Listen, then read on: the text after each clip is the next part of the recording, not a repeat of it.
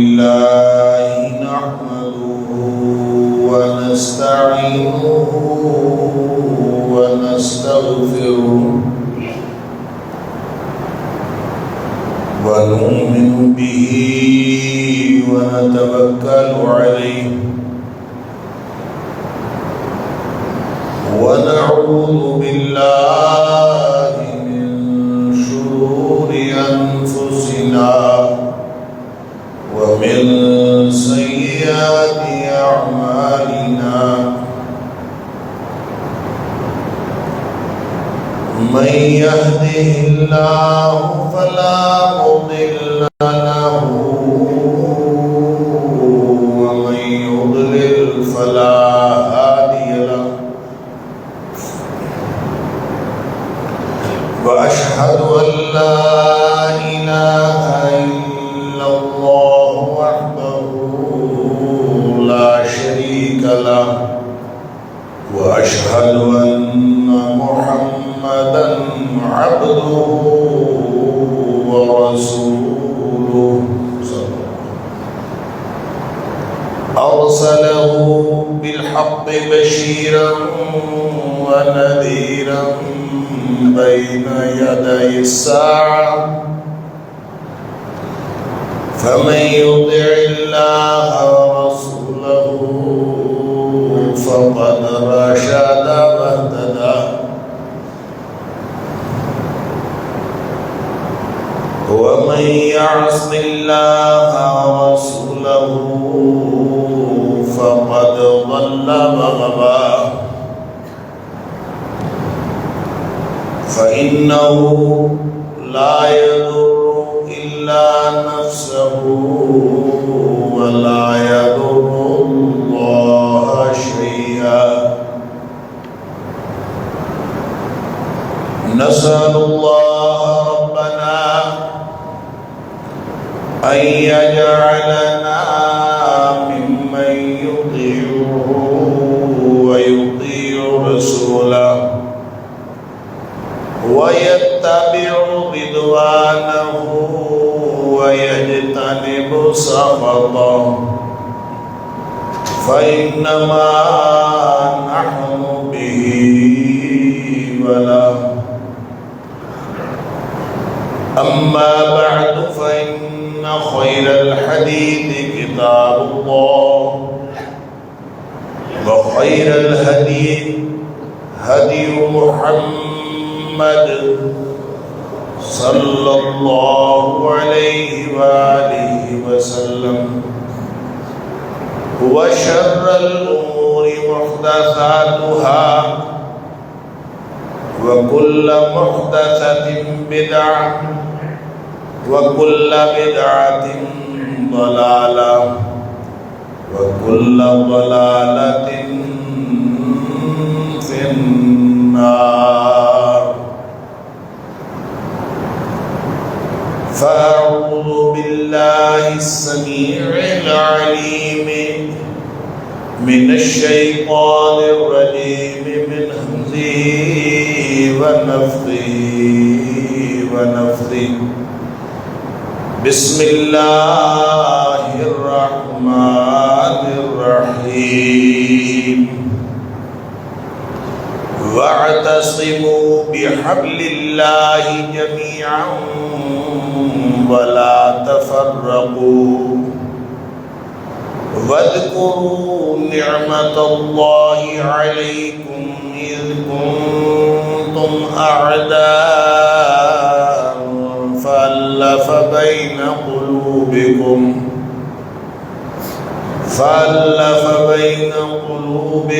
فأصبحتم بنعمته إخوانا وكنتم على شفا حفرة من النار فأنقذكم منها كذلك يبين الله لكم آياته لعلكم تهتدون.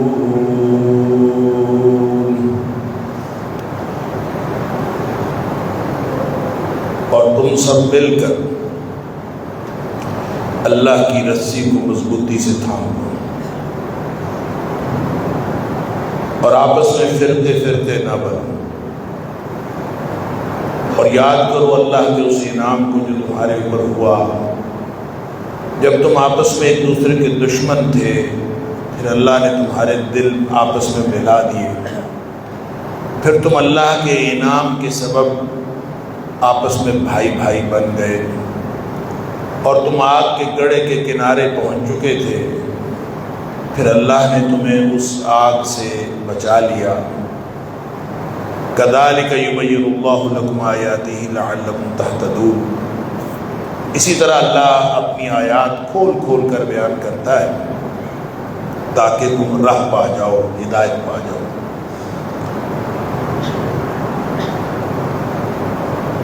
اللہ کریم نے جس امتحان کے اندر ہم سب کو مبتلا کیا ہے، اس میں انفرادیت کا امتحان بھی ہے اور اجتماعیت کا امتحان بھی ہے۔ کئی پہلو ہیں، ہماگیر امتحان ہے، اور خاص طور پر اجتماعیت اس وقت زیادہ اہمیت اختیار کر جاتی ہے جب انسان کو جو فطرت دی تو معاشرت پسند دی۔ انسان اکیلا نہیں رہ سکتا، اس کو فطرت ایسی دی کہ یہ دوسروں کے درمیان میں رہنا چاہتا ہے، آپس میں لوگ مل جل کر رہنا چاہتے ہیں، بھلے وہ ضرورتوں کے اشتراک کی وجہ سے اکٹھے رہ رہے ہوں، بھلے وہ علاقے کے اشتراک کی وجہ سے اکٹھے رہ رہے ہوں، بھلے وہ نظریے کے اشتراک کی وجہ سے اکٹھے رہ رہے ہوں، بھلے وہ نسل کے اشتراک کی وجہ سے اکٹھے رہ رہے ہوں، کوئی بھی بنیاد ہو، بہرحال انسان اکٹھے رہنا پسند کرتا ہے، مل جل کر رہنا پسند کرتا ہے۔ انسان کی فطرت کے اندر معاشرت ہے اور یہ معاشرت پسند ہے۔ معاشرہ کہتے ہی ایسی جگہ کو جہاں لوگ مل جل کر رہے، عاشرہ یعاشر معاشرہ، جس کا مطلب ہوتا ہے ایک دوسرے کے ساتھ مل جل کر رہے۔ لہذا یہ جو معاشرے ہیں ان کے اندر کئی سیگمنٹس، کئی گروہ، کئی علاقائی، کئی نسلی گروہ یہ موجود ہونا یہ فطری بات ہے۔ آپ یہ کر نہیں سکتے۔ اللہ کریم نے جس طرح کی معاشرت ہماری بنائی ہے اور جس طرح کی فطرت ہماری بنائی ہے، یہ ممکن نہیں ہے کہ کوئی بھی شخص ہر طرح کی گروہ بندی سے آزاد ہو۔ وہ اپنے آپ کو آزاد کر نہیں سکتا، یا وہ کسی ذات کے گروہ کے ساتھ تعلق رکھتا ہوگا، یا ارائی ہوگا، جٹ ہوگا، راجپوت ہوگا، کسی نہ کسی گروہ سے تعلق رکھتا ہوگا، یا پھر وہ علاقائی کسی گروہ کے ساتھ تعلق رکھتا ہوگا، پاکستانی ہوگا مثلا، یا پاکستان کے اندر وہ پنجابی ہوگا، وہ بلوچ ہوگا، وہ پختون ہوگا، وہ سندھی ہوگا، کوئی کسی علاقے کے ساتھ اس کا تعلق ہوگا۔ علی ھذا القیاس جب اس کو ہم سیاسی تقسیم میں لے کے جاتے ہیں تو وہ کسی نہ کسی جماعت کے ساتھ اس کا تعلق ہوگا۔ اسی طرح جب اس کو ہم مذہبی تقسیم کے اندر لے کے جاتے ہیں تو اس کا کسی نہ کسی مذہبی تنظیم کے ساتھ تعلق ہوگا، یا پھر کسی نہ کسی مسلک کے ساتھ کہہ لیجئے اس کا تعلق ہوگا۔ اور جس بھی مذہبی تنظیم کے ساتھ اس کا تعلق ہوگا، جتنی بھی اسلام کے اندر تنظیمیں ہیں یا مسلمانوں نے جتنی بھی تنظیمیں بنائی ہوئی ہیں، ہر تنظیم گروہ بندی کا ایک اظہار کرتی ہے، لیکن دعویٰ ان کا یہ ہے، اب جس بھی تنظیم کا دستور پکڑ کے دیکھ لیں، آپ کو اس سے یہ پتہ چلتا ہے کہ دستور میں یہ لکھا ہوا ہے کہ یہ تنظیم اتحاد امت مسلمہ کے لیے بنی ہے۔ اتحاد کے لیے بنتی. اور یہی والی آیت سب پڑھتے ہیں وَاعْتَصِمُوا بِحَبْلِ اللَّهِ جَمِيعًا وَلَا تَفَرَّقُوا. ہر نئی بننے والی جو تنظیم ہے وہ اسی نام پر بنتی ہے کہ ہم اتحاد امت، وہ اتحاد امت کا نعرہ لے کر بنتی. یوں سمجھ لیجیے ایک بڑا دائرہ ہے اسلام کا، اس بڑے دائرہ اسلام کے اندر ہم نے چھوٹے چھوٹے دائرے خود بنائے ہوئے. کسی نے نام رکھ لیا انجمن فلاح معاشرہ، کسی نے نام رکھ لیا انجمن فلاح انسانیت، کسی نے نام رکھ لیا مسلمانوں کی جماعت، کسی نے رکھ لیا اسلامی تحریک، کسی نے کوئی نام رکھ لیا، کسی نے کوئی نام رکھ لیا، لیکن یہ چھوٹے چھوٹے دائرے ہم نے اسلام کے اندر بنائے.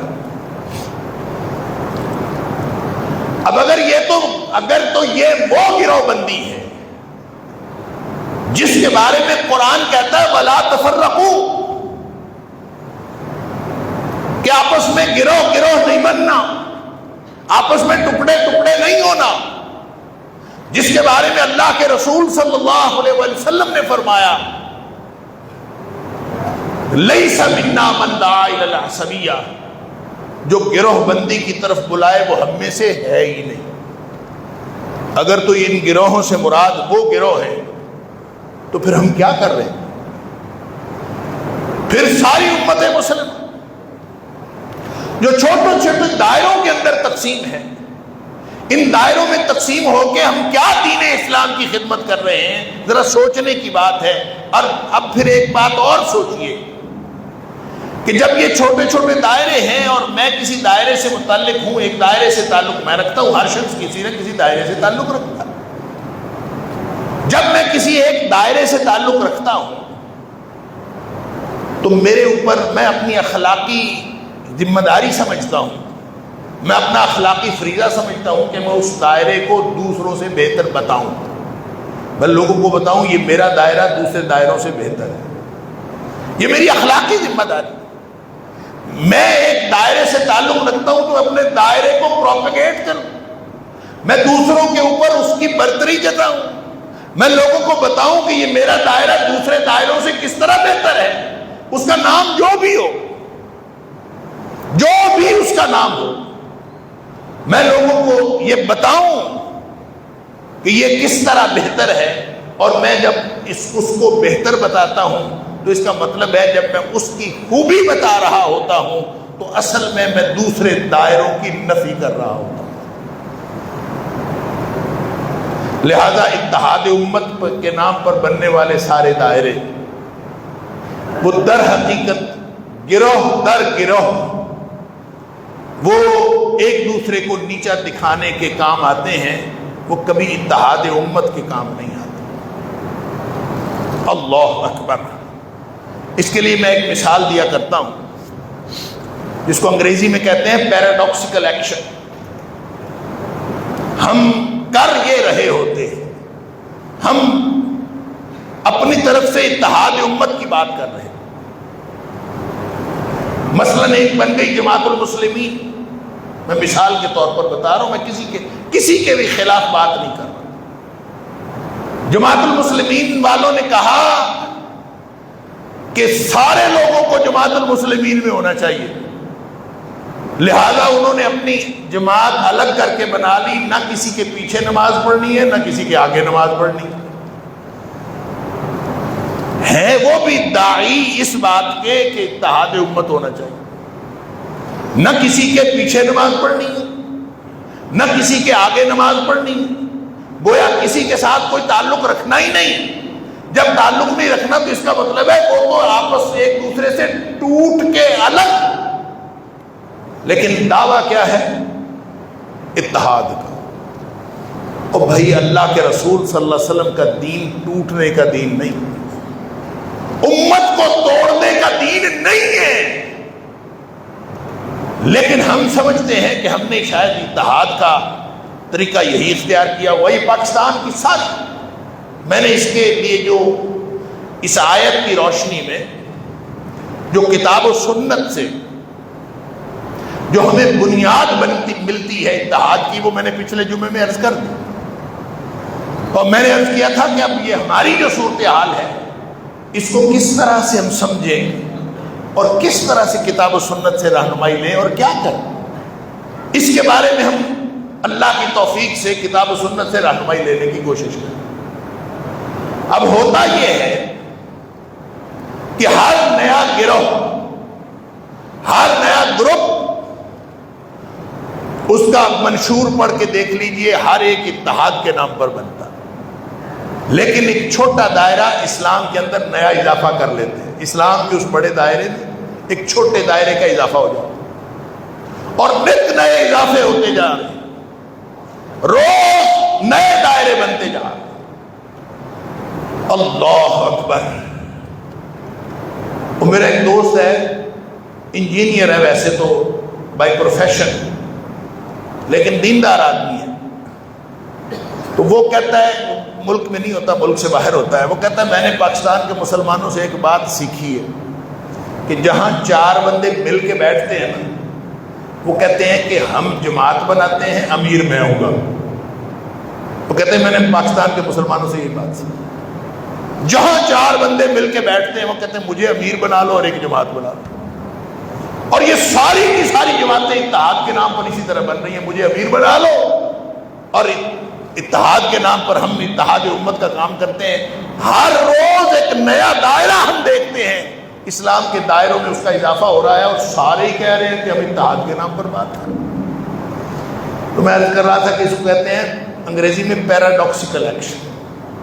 ظاہراً وہ اتحاد کی بات کر رہے ہیں، حقیقتاً وہ توڑ رہے ہیں، حقیقتاً وہ جوڑ نہیں رہے، حقیقتاً توڑ رہے۔ جیسے ہم یہ بازو پھیلا دیں تو بظاہر بازو تو پھیلا ہوا نظر آتا ہے، لیکن اندر سے جو مسلز ہیں، جو پٹھے، وہ سکڑے ہوئے نظر آتے ہیں۔ بازو پھیلتا ہے تو پٹھے سکڑ جاتے ہیں، اور جب بازو سکڑ جاتا ہے تو پٹھے پھیل جاتے ہیں۔ اس کو کہتے ہیں پیراڈاکسیکل ایکشن، کہ جو چیز نظر آ رہی ہے حقیقت میں اس کے خلاف ہے۔ ہم یہ تو کرتے ہیں کہ دوسروں کے ساتھ لڑیں کہ جی لوگ فرقہ واریت کر رہے ہیں، روز کوئی دوسرے کے ساتھ وہ کہتا ہے جی وہ فرقہ واریت کر رہا ہے، وہ فرقہ واریت کا، وہ فرقہ، یہ انگلی اپنی طرف نہیں آتی، یہ انگلی دوسروں کی طرف آتی۔ وہ کر رہا ہے، میں نہیں کر رہا، وہ کر رہا ہے، دوسروں کی طرف انگلیاں اٹھتی ہیں، اور ہم ہر ایک کو، میں کسی ایک جماعت کی بات نہیں کر رہا، میں کسی ایک تنظیم کی بات نہیں کر رہا، میں کسی ایک مسلک کی بات نہیں کر رہا، لیکن ہر روز ان کے جو مربیین ہیں، ان کے جو قائدین ہیں، وہ یہ ثابت کرنے کے لیے تلے ہوئے ہوتے ہیں اور دلائل کا انبار لگا دیتے ہیں کہ دوسرے فرقہ واریت کر رہے ہیں اور ہم نہیں کر رہے۔ یہ ہے ہمارا حال، یہ اس وقت کی پاکستان کی صورتحال یہ ہے۔ لہذا اس صورتحال میں ہمیں کیا کرنا ہے؟ ہم فرقہ واریت سے ان دائروں کے باوجود کس طرح بچ سکتے ہیں؟ سن لیجئے فرقہ واریت ہوتی کیا ہے۔ فرقہ واریت نام رکھنے سے نہیں ہوتی، یہ غور سے سنیے میری بات، میں بات کو نتیجے کی طرف لے کے جا رہا ہوں، اللہ کرے مجھے اور آپ کو، ہم سب کو سمجھ آئے۔ نام رکھنے سے فرقہ واریت نہیں ہوتی، فرقہ واریت ہوتی ہے، گروہ بندی اس وقت ہوتی ہے جب آپ ایک گروہ کو دوسرے گروہ سے بہتر سمجھیں صرف گروہ مختلف ہونے کی وجہ سے۔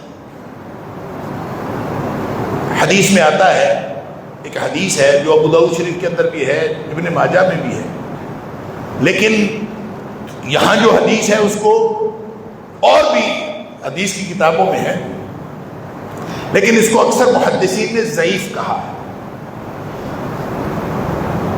اور ایک محدث ہے ابن مفلح المقدسی، انہوں نے اس حدیث کو حسن درجے کا کہا ہے، یہ حسن درجے کی حدیث ہے، لیکن اس میں نبی پاک صلی اللہ علیہ وسلم نے ڈیفینیشن بتائی، وہ عصبیت ہوتی کیا ہے، وہ گروہ بندی ہوتی کیا ہے، جس کے بارے میں نبی پاک صلی اللہ علیہ وسلم نے فرمایا کہ لیس منا من دعا الی العصبیہ، جو گروہ بندی کی طرف بلائے، چاہے وہ نسلی گروہ بندی ہو، چاہے وہ مسلکی گروہ بندی ہو، چاہے وہ سیاسی گروہ بندی ہو، چاہے وہ علاقائی گروہ بندی ہو، جو بھی گروہ بندی کی طرف بلائے، اسلام کے اندر چھوٹے چھوٹے دائرے پیدا کرے اور گروہ بندی کی طرف بلائے، وہ ہم میں سے ہے ہی نہیں۔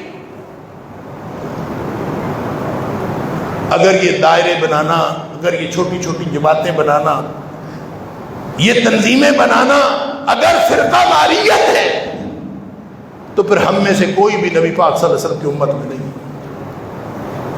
لیکن اس حدیث میں نبی پاک صلی اللہ علیہ وسلم نے عصبیت کی ڈیفینیشن کی، عصبیت کی ڈیفینیشن کی۔ عصبیت ہوتی کیا؟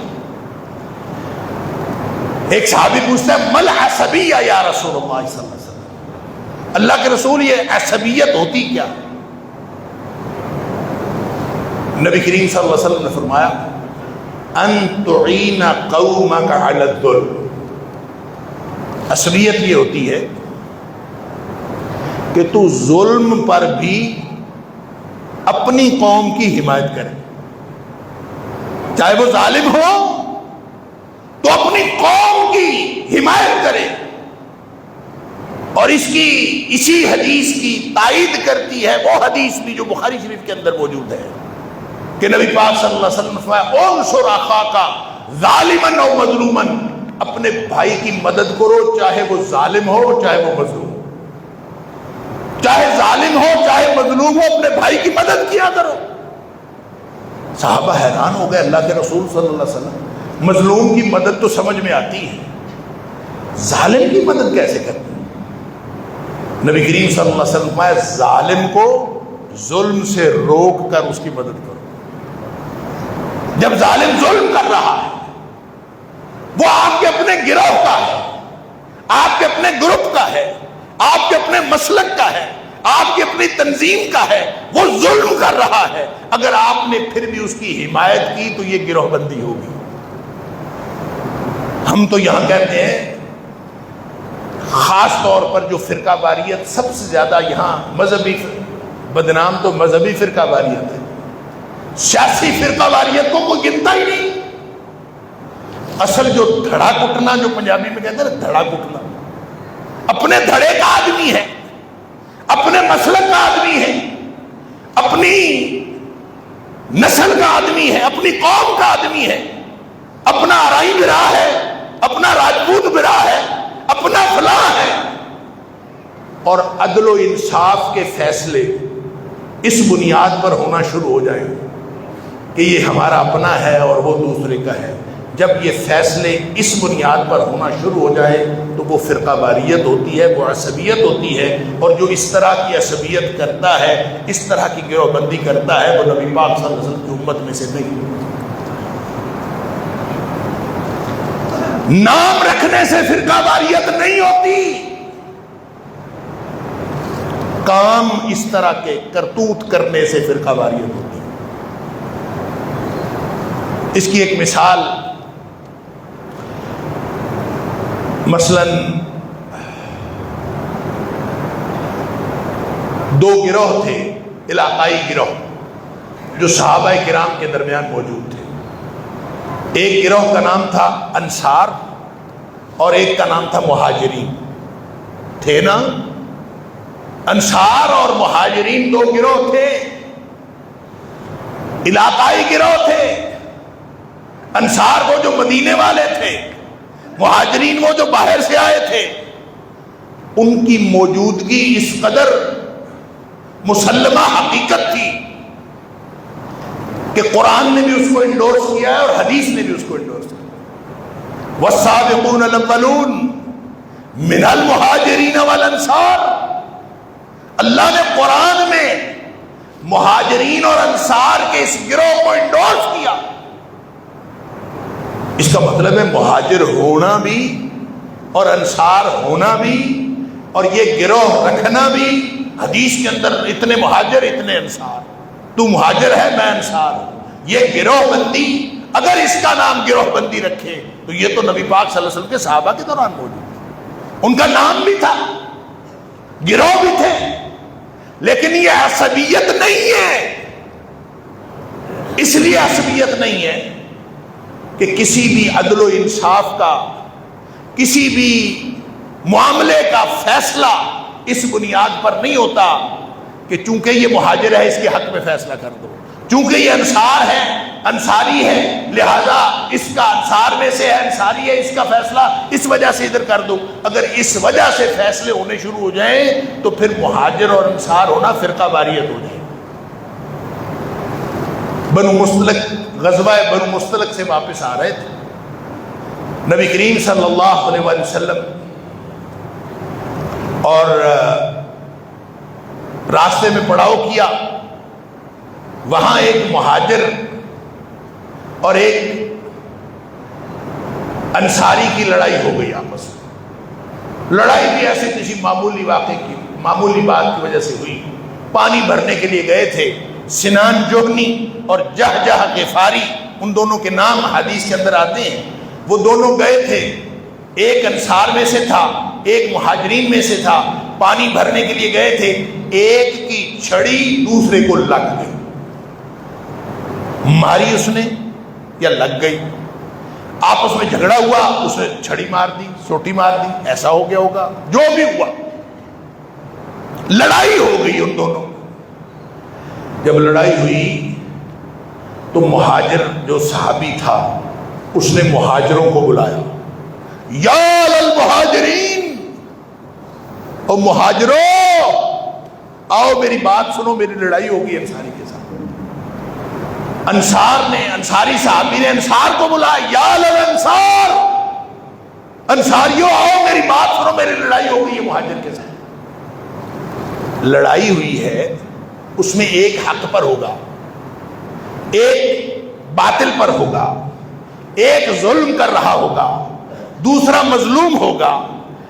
لیکن کسی نے یہ نہیں دیکھا کہ مظلوم کون ہے، کسی نے یہ نہیں دیکھا ظالم کون ہے.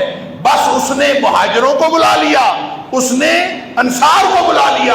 اب فیصلہ اس بنیاد پر نہیں ہو رہا کہ ان میں سے ظالم اور مظلوم کون ہے، فیصلہ اس بنیاد پر ہو رہا ہے کہ میں مہاجر ہوں، مہاجروں آؤ میری مدد کرو، میں انصاری ہوں، انصاریوں آؤ میری مدد کرو. فیصلہ اس بنیاد پر.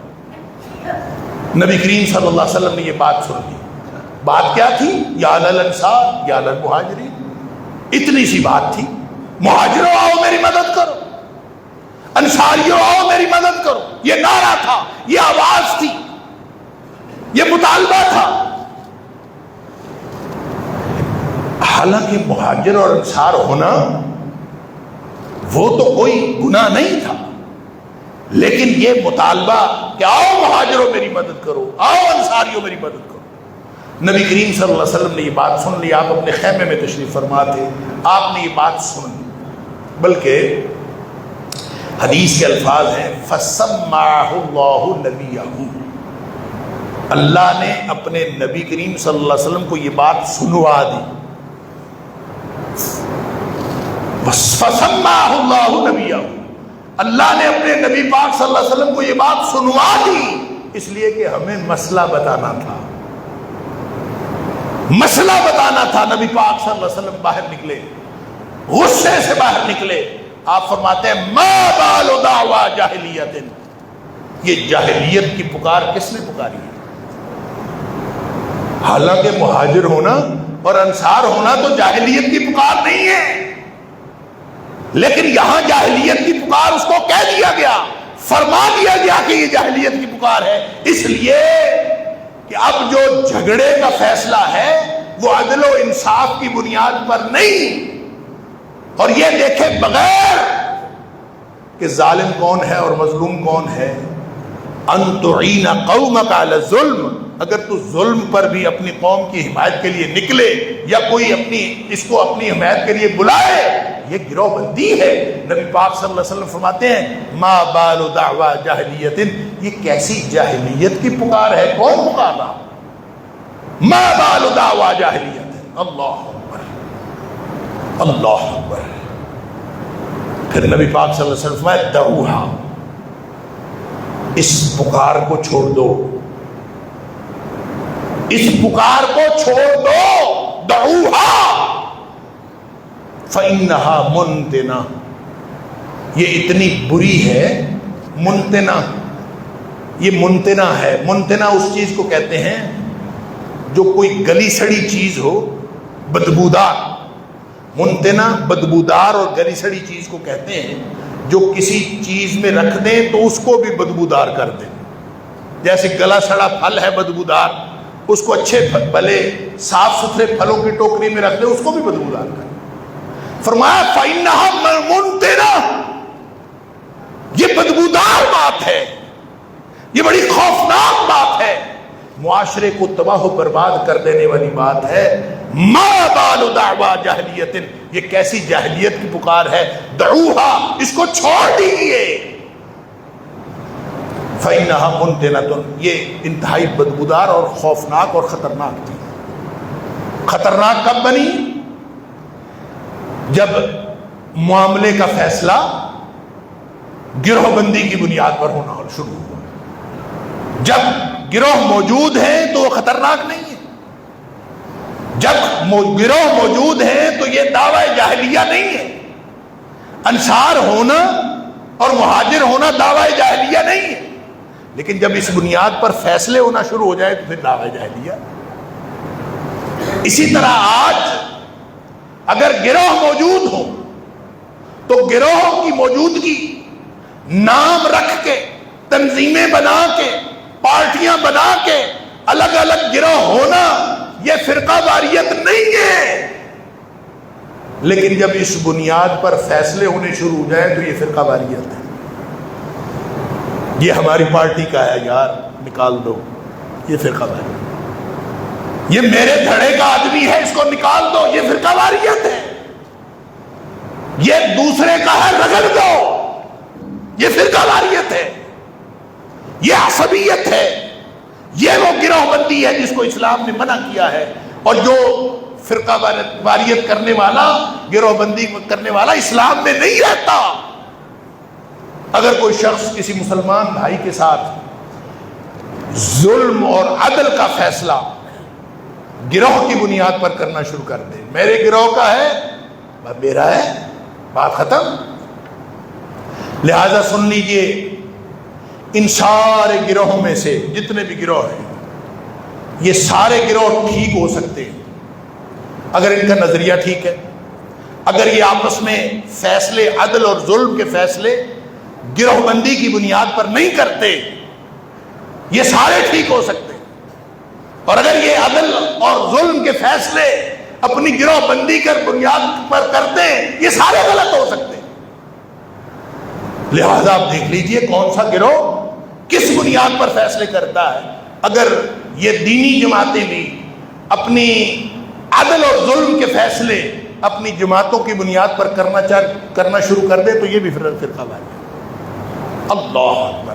لہذا ان لکیروں کو ختم کرنے کے لیے قرآن نے ایک بڑا شاندار اصول دیا ہے. وَتَعَاوَنُوا عَلَى الْبِرِّ وَالتَّقْوَى وَلَا تَعَاوَنُوا عَلَى الْإِثْمِ وَالْعُدْوَانِ.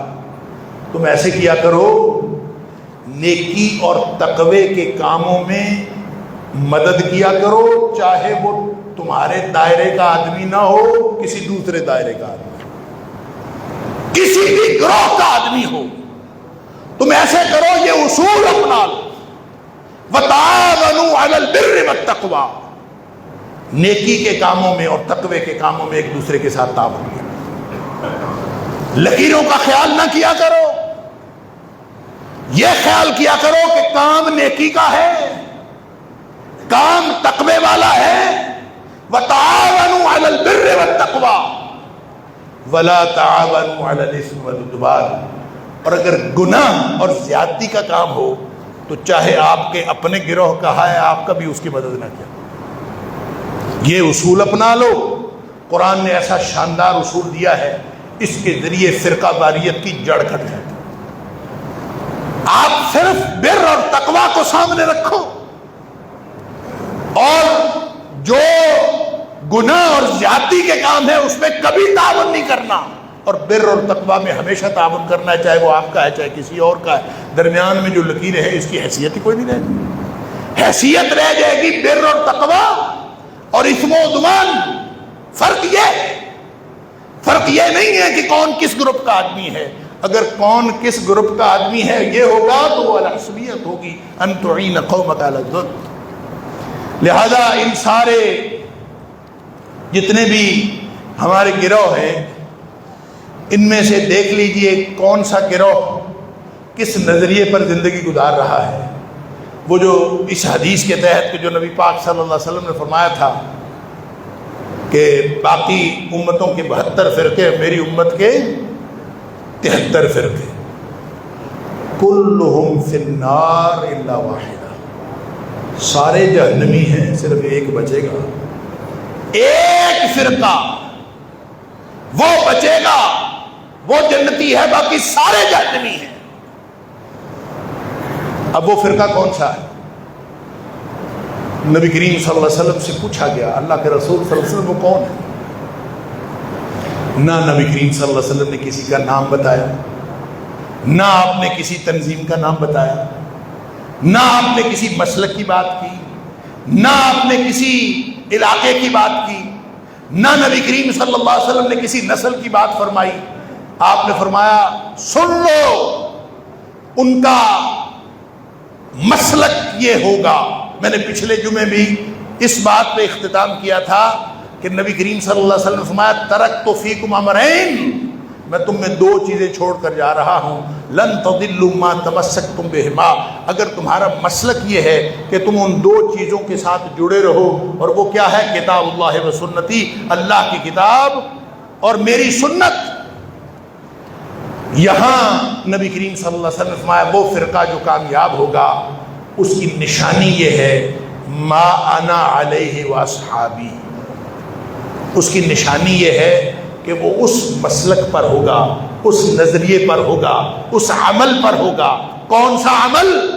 جس پر میں محمد کریم صلی اللہ علیہ وسلم ہوں اور میرے صحابہ کرام.